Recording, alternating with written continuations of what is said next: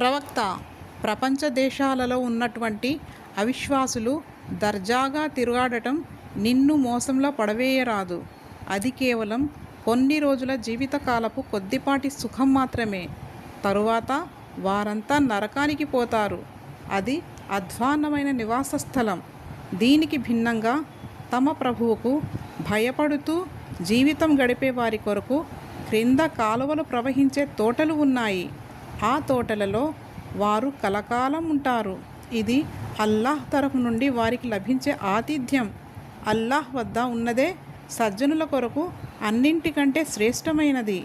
గ్రంథ ప్రజలలో కూడా కొందరు అల్లాహ్ను విశ్వసిస్తారు, నీ వైపునకు పంపబడిన ఈ గ్రంథాన్ని విశ్వసిస్తారు.